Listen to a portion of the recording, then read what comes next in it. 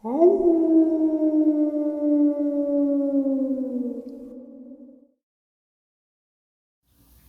greetings and salutations, everyone. I hope everyone is doing well today. Today's upload is dedicated to a subscriber who had been with the channel for almost as long as the channel has been around. Jeff Deere passed away Saturday, and you may know him as Steel Redneck. He was the gentleman who had a Bigfoot encounter where he backed into it and had a Halloween costume on, pulled the mask off, and as he was pulling the mask off, the Bigfoot looked at him like, "Why are you pulling your face off?" That was Jeff. The day he passed, I received a birthday gift from him, and I will cherish it forever. So the rest of the week, all the uploads will be dedicated to you, my friend, and you will be missed. With that being said, what an awesome live stream we had last night. It's just a lot of fun, but it was a little different because Steel Redneck was always there. But anyway, let's get into some links, get into some video clips, and some encounters. As y'all know, I rely on Patreon, PayPal, and the merch to help the channel to continue to grow and go. Links to Patreon and PayPal are in the description below. The merch is displayed directly under the video. Also, Dogman Frightening Encounters, Volume 1 through 3, the audiobook versions. They all were written and researched by Tom Lyons, narrated and produced by me, Jeff Nadolny. Those audiobooks are available on Audible, Amazon, and iTunes, links to which are also in the description as well. And finally, last but definitely not least, if you'd really like to help support this channel to continue to grow and go, simply subscribe. It doesn't cost a cent. Click that like button. It takes half a second. If you don't want to miss out on any of the informative uploads I put out daily, click that bell icon, and folks, please leave a comment. Why? Well, because all these things, they really do help this channel to continue to grow and go. And they definitely do matter. Now, everyone, I have taken far too much of your time. Let's get on with today's upload, shall we? Let's start today's upload with a very interesting video clip. Once again, I do not have any affiliation with these clips. All I'm doing is sharing them with you and hoping to get feedback and see what your opinion on these video clips are. So, check it out. You like your little car, buddy?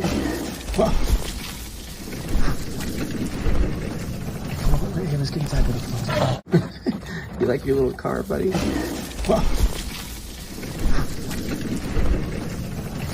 Let's get inside with the phone. You like your little car, buddy?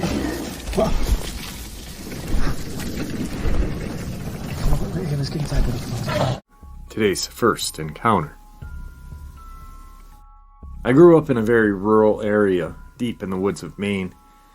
We had maybe 4 neighbors in a 10-mile radius, and not having TV or video games, I spent all of my free time exploring the forests, mountains, caves around my home.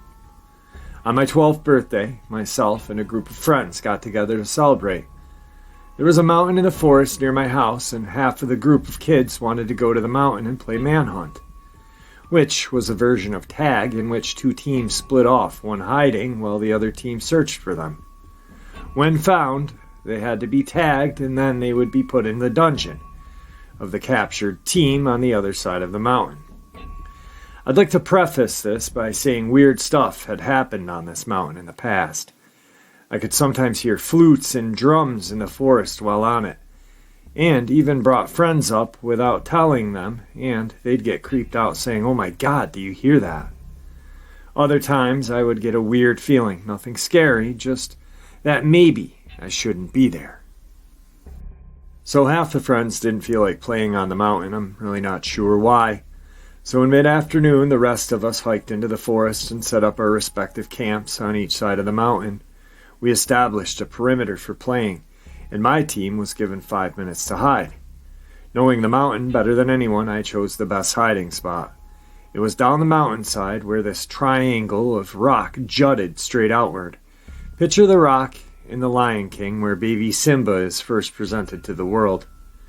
It was hidden from above, one having to climb down to a certain way. Once crouched in it, no one could see you from above unless they climbed down.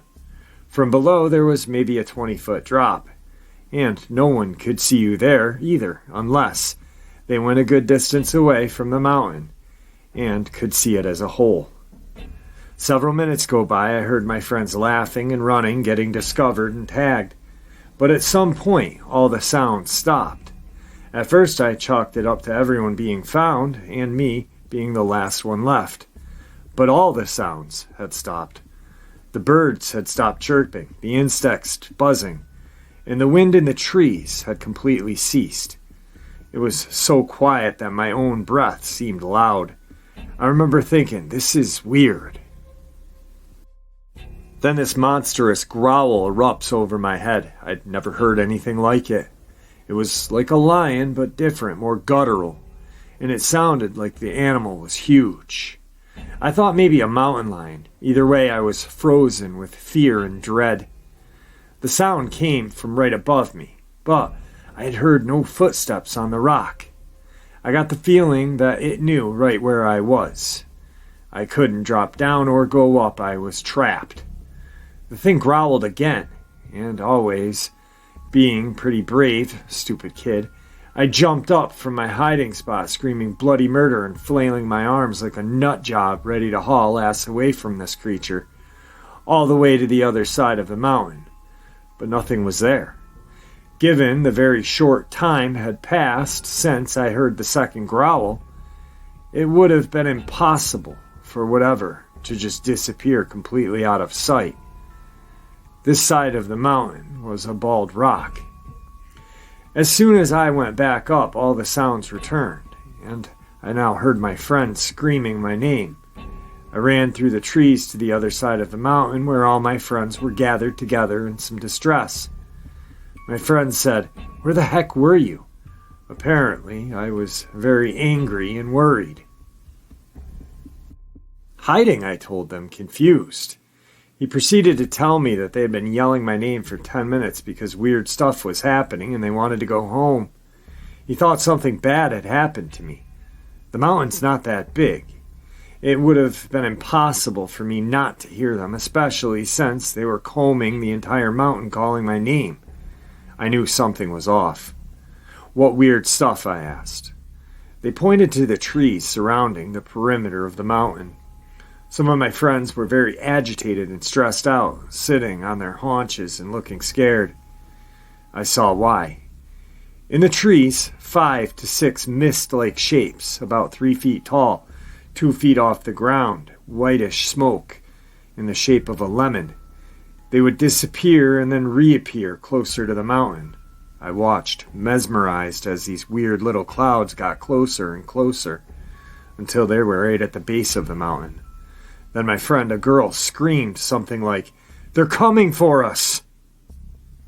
My friend, who had told me everything, said, "Come on, guys, we need to haul ass out of here." We ran the hell off of that mountain. When we got off the mountain, I noticed how dark it suddenly was, when it was just light out before. At home, my mom and friends who had stayed behind were freaked out, saying they were about to come looking for us. "Where were you?" they asked. We told them, on the mountain. We hadn't even finished our game of manhunt, but apparently we had been gone for over 4 hours. I've always wondered what happened that day. Where did that growl come from? Why didn't I see it? How come I didn't hear my friend screaming my name for 10 minutes? And what the hell were those weird shapes, and why were we missing time? Not sure if we'll ever know. Maybe something similar has happened to you guys. Also, I didn't mention this before, but when everything went silent, I felt like I was being watched very intently, like something was studying my every movement and scoping me out. You know, that feeling when your arm hair stands up and you get goosebumps. That's what I felt before and after the 2 growls. But when the sounds came back, the feeling was gone. Today's second encounter. For some background, I lived in a small town in the interior of Alaska that had a missile defense base nearby. I've noticed a lot of strange happenings in my time there. I believe the government could be involved in some disappearances. The Men in Black. So the land used to hunt and fish in this area was owned by the government, so you had to actually get a pass to hunt and fish on it. Anyway, you never saw any military personnel out there, mainly because the base was just missile defense. So there was no reason for them to go out into the woods and such. This base also had no federal agents at all that anyone knew of, which made this next encounter very interesting. Me, my brother, and our dad were fishing on this lake that was right on the road one night at 10 p.m. The sun was still bright since this is Alaska in the summer. Suddenly, a weird all-black SUV came out of nowhere, and 2 identical guys, all in black, drove past real slow and just stared at us while just inching along the dirt road. They never took their eyes off of us and came back around multiple times, never knowing what they were doing in the woods that night. The bear. This is a creature story I have. Back in the military land, at about 6 at night, my dad and me and my brother-in-law were going to the lake we regularly fish. While driving through a mock-up Middle East town they had out there, I saw something on the side of the road. It looked like a huge, giant German Shepherd. It was definitely a dog. There was no doubt about it. But it was huge and almost crawling like a human. I saw it for maybe 15 seconds, and once my dad and brother-in-law saw it, it was already pretty much gone. They instantly chalked it up as a bear. All they saw was the rear end of it. So they had no reason to think differently. But I know what I saw was no bear. A cage. Another time, out on that government land, we came across something we probably shouldn't have. One night, we just decided to see where some random dirt roads went. One road led us deep into the woods, away from the tundra, and into a very dark valley area. There was a huge lab there in the middle of nowhere. Nothing on it was labeled, and all the cars in the parking lot were government-plated, no personnel cars. The parking lot was packed, yet there was no sign of life at this place. No lights, no people. A full place with no people anywhere to be seen. The worst part of this, however, was a cage. Not far from the lab was a giant animal. Cage, and it was huge. Multiple cars could fit into this cage, and it was obviously meant for some animal, but what animal that big was in those woods, and why did they have a cage for it? No predators. This town, like I said, was in rural Alaska, so obviously bears and wolves should have been common occurrence, but there were no predators. You'd see moose all the time, but never bear or wolves, and nobody ever mentioned seeing them, ever. But these huge moose always would wind up dead with multiple broken and twisted bones and skulls messed up badly, but still no predators to be seen, and a lot of the bodies weren't even eaten. The upside-down trees. Once you head past the military base for a while, you head more into a wooded highway. One part of this highway was burnt to a crisp from fires that happened pretty much every summer. However, in the middle of all this dead forest, there were fresh upside-down trees that were put so deep into the ground that strong winds in the area wouldn't move them one bit. This never made any sense to me. Now finally, the sickness. This story is not mine, but my brother-in-law's. He lived in this town most of his childhood and adult life. He's about 15 years or older than me, and this takes place in the early 2000s, I believe. One fall/winter, a sickness fell over the town. Everything shut down. Schools were empty and kids would stay home. The sickness was unlike anything he had ever seen or heard of. I don't remember the exact symptoms, but it reminds me of people that got sick near Wi-Fi signals and such.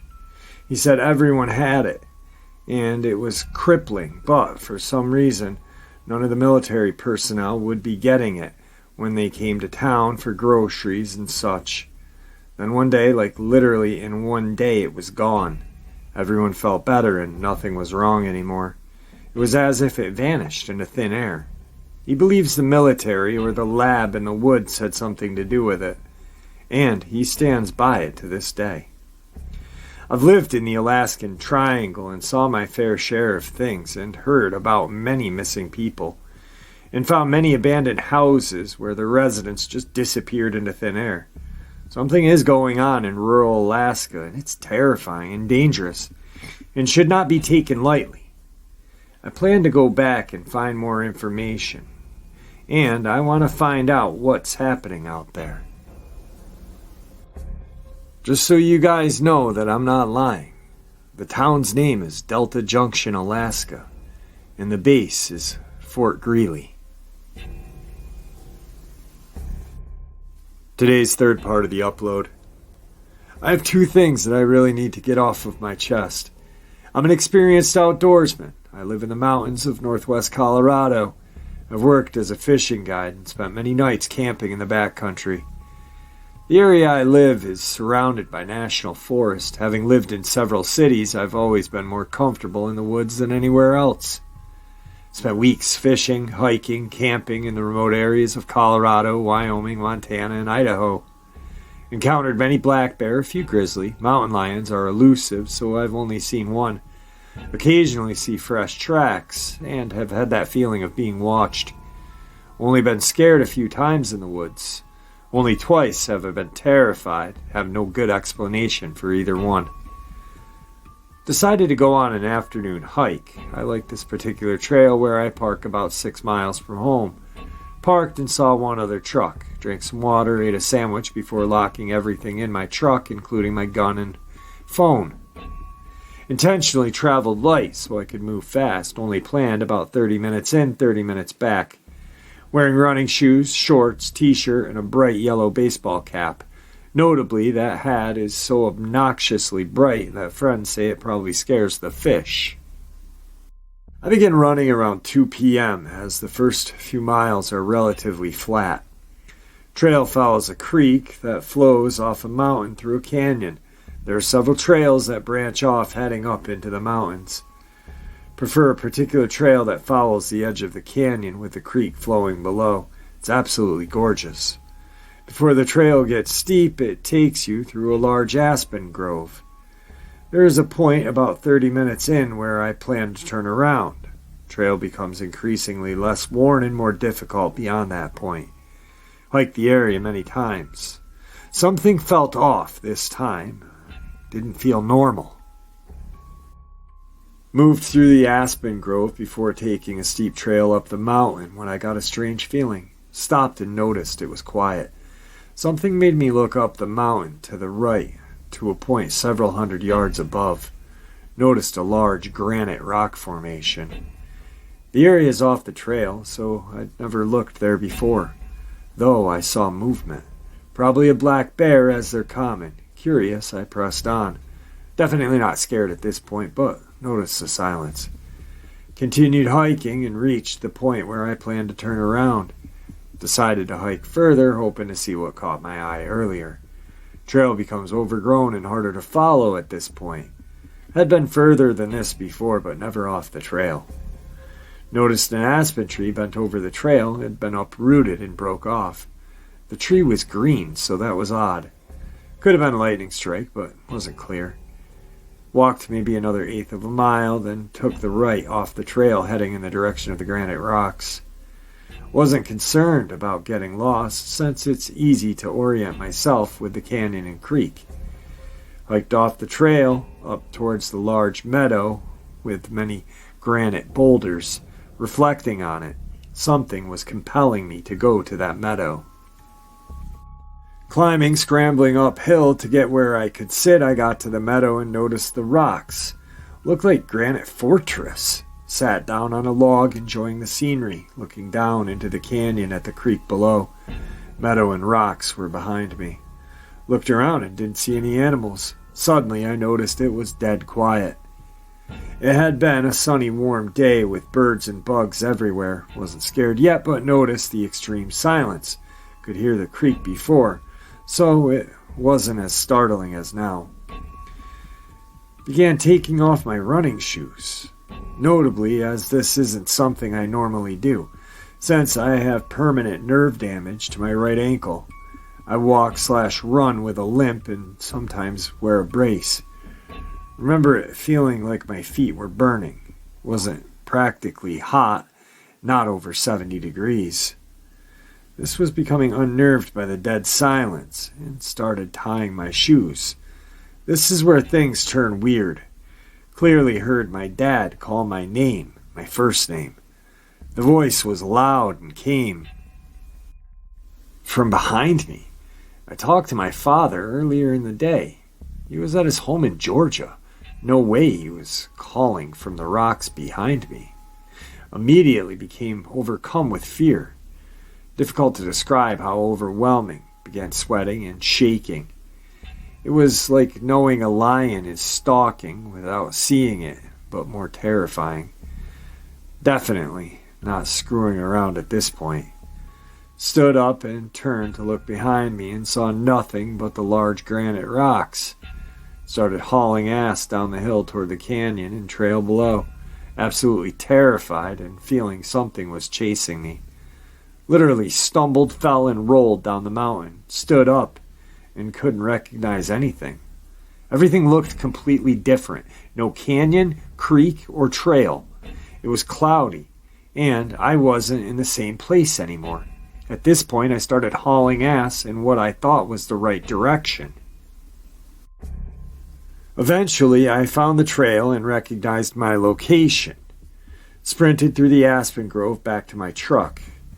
Didn't look at my watch, not sure how long I was gone for. I was so terrified I couldn't drive hardly home. I'm not sure what happened, but I've never been so afraid in my life. I know something was stalking and chasing me. Yeah, I've gone back to that area, but I'm too afraid to go to that same meadow with the granite boulders. Considered going back well armed, but instincts tell me it's a bad place. I'll never hike again without my .357 Magnum and haven't since. Something scared the hell out of me, and I feel I was close to becoming a victim. I trust that my flight instinct kicked in for a good reason. The second incident happened about a year after, late September in Route, Medicine Bow National Forest, Colorado. I like campgrounds in the off-season when it's not crowded. My girlfriend and I went to our favorite federal campground, located about 10 air miles from the previous incident. But you'd need to cross a mountain in the park range, so distance seems greater. The campground is only open a few months a year as it's located 10,000 feet. Average snowfall is 350 inches, so it's usually snowed in. It's crowded during the summer, but rarely anybody around midweek during the off-season. There is usually a campground host parked in an RV around to help people with firewood and stuff. He's an old man that I know. He wasn't there. Typical federal campground where you put $12 in an envelope and drop it in a strongbox. There are 2 loops surrounded by campsites, with a particular site that's my favorite, as it's further off the perimeter and private. Odd when we arrived, because we were literally the only people there, no host or other campers anywhere, so we were stoked about having the place to ourselves. Did the usual truck camping setup with the tent, firewood, cooler, books, and other items we wouldn't carry backpacking. Walked around the campground, didn't see anybody the entire time, which was a little strange, but not that concerning. Built a fire and sat around enjoying the evening. Gorgeous fall weather with the leaves falling, crunching when you walk on them. Those of you who camp know the sound of fire and leaves rustling in the wind. It's my favorite season in the woods. And this was an above-average night. Eventually, we retired to our tent. I don't know what time it was. It was our big truck camping tent, not a small backpacking tent, so we could move around some. Lying in the tent, reading, she falls asleep before me. Today, there is no way a vehicle could pull into this place and not be heard, because it was so peaceful.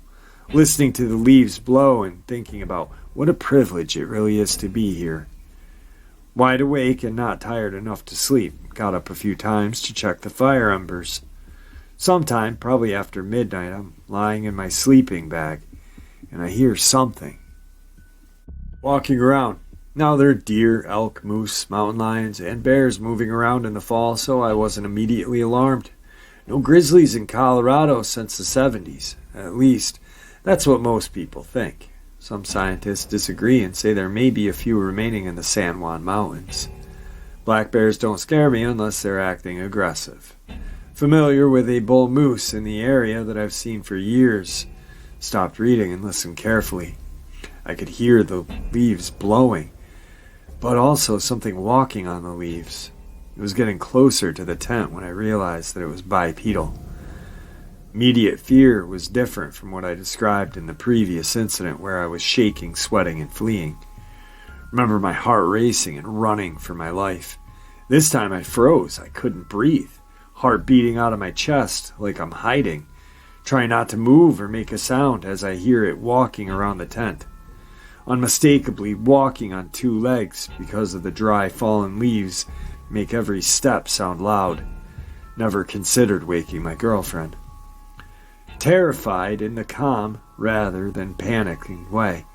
Lying, trying to not make a move, unable to take a deep breath. Considered what the hell is walking around my tent. We all know how different sized people sound walking on leaves. A 200-pound man sounds different than a little girl. Whatever this creature was walking around the tent was absolutely huge. I could tell from the footsteps, and I was friggin' petrified. I didn't have a gun, but I did grab a good-sized knife and held onto it, knowing it was useless.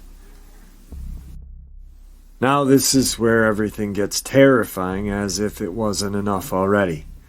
I'm lying there waiting for this motherfucker to leave, hoping I hear whatever it is walk away from the tent and campsite. Nope, it starts getting closer. I hear it walking toward the tent and I'm breathless with fear, literally waiting for something to grab us, paralyzed with fear as I remember I couldn't move. Getting out of the tent was never an option.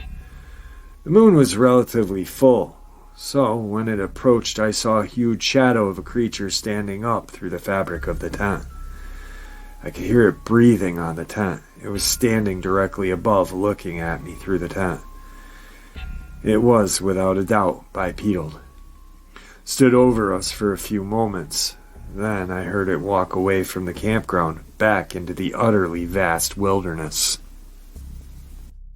I couldn't sleep. I listened all night until sunrise. I didn't tell my girlfriend right away, but started packing our shit to get the hell out of there immediately.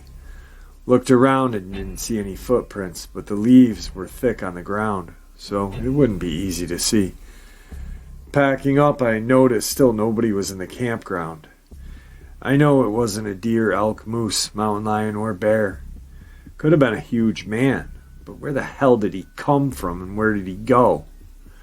I know it wasn't a man. It didn't want to harm us, I know, because I was vulnerably laying there, and it could have easily killed us. Thought about it and wondered if it's connected to the previous incident I described. Was I fleeing from something like this before but being stalked? What if it has powers that some of you have described like interdimensional, cloaking, and mimicking ability? Could this be what people are talking about? There are other documented cases in the area as we are in or near a cluster. One case in particular comes to mind that I'm not sure is covered in the Missing 411 books. Same general area where a few years ago an experienced hunter went missing in September from a group of several men outside of the state. Apparently experienced and familiar with the area. Man goes missing, search and rescue look everywhere for days. Man found later dead in a place already searched. No clear cause of death.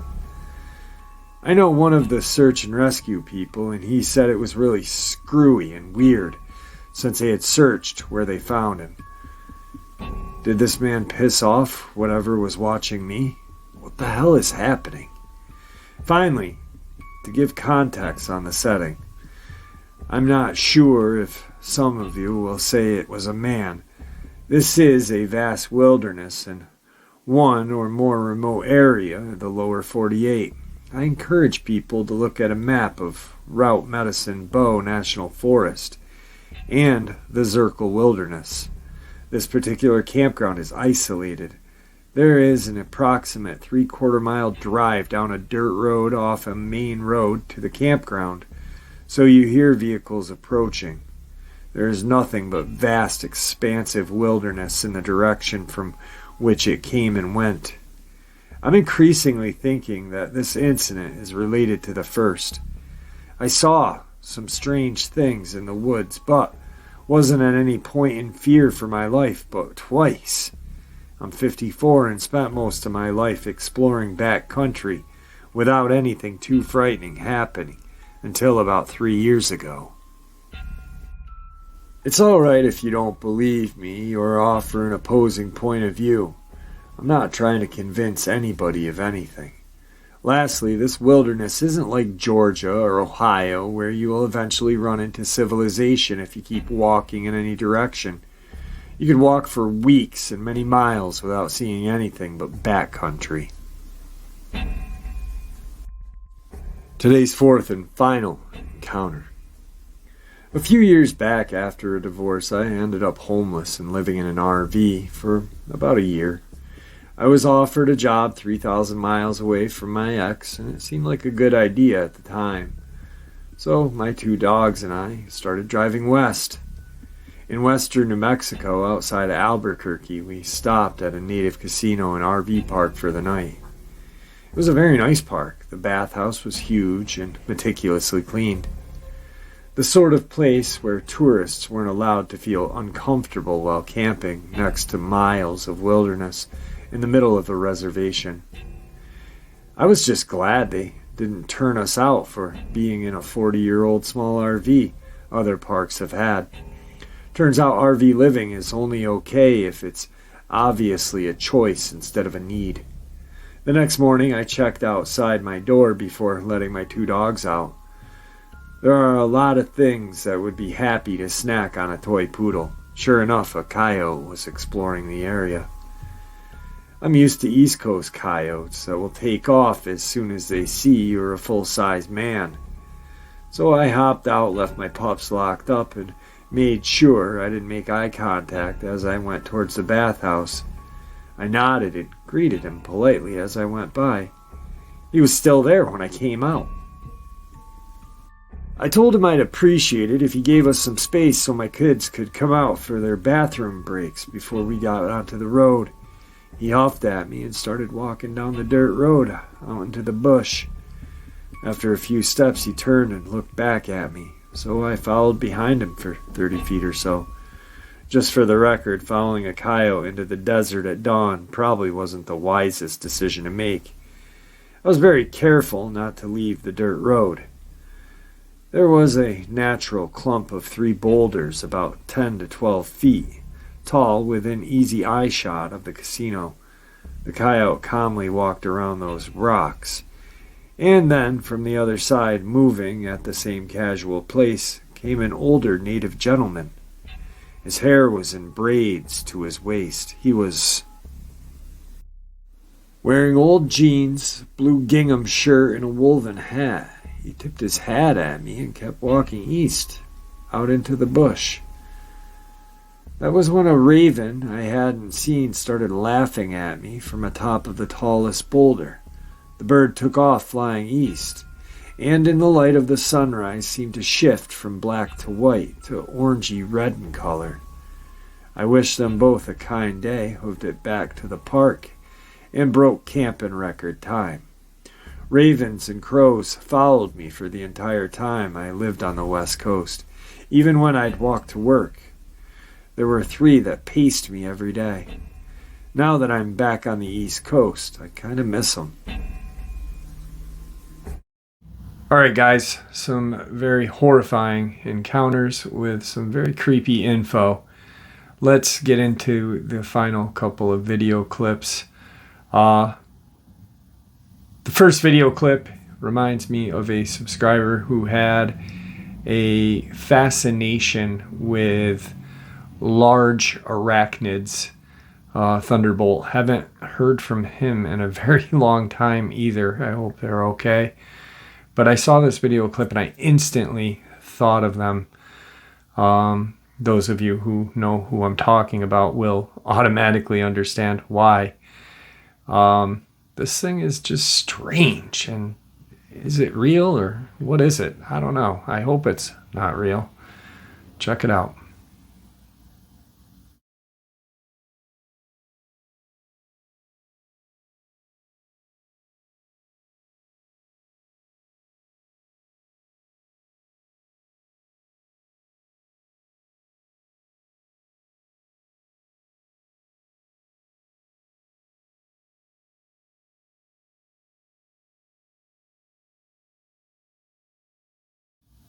Alright, so those of you who know Thunderbolt and know what he was like in the live streams know exactly why I thought of him on this.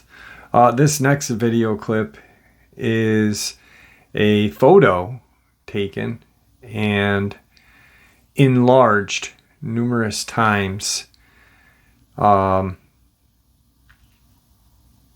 a possible Yeti or white Bigfoot. It may be pareidolia. Who knows? I don't know. If it is pareidolia, though, it's probably some of the best, or one of the best examples of it I've ever seen. Check it out.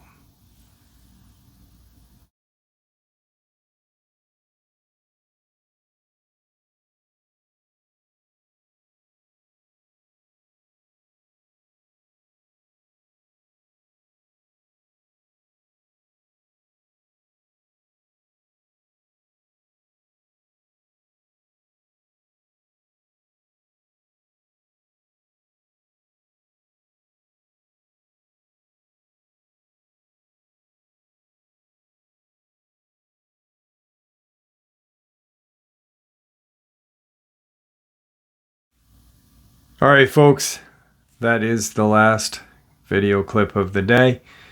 Some of you may be wondering the photo in the video. What is it? Kind of looks like it's fire or whatever.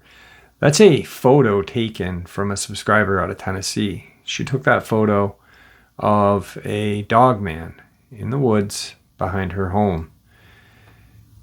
When I first saw it, instantly I thought, well, maybe that's why we never get good shots of a Dogman.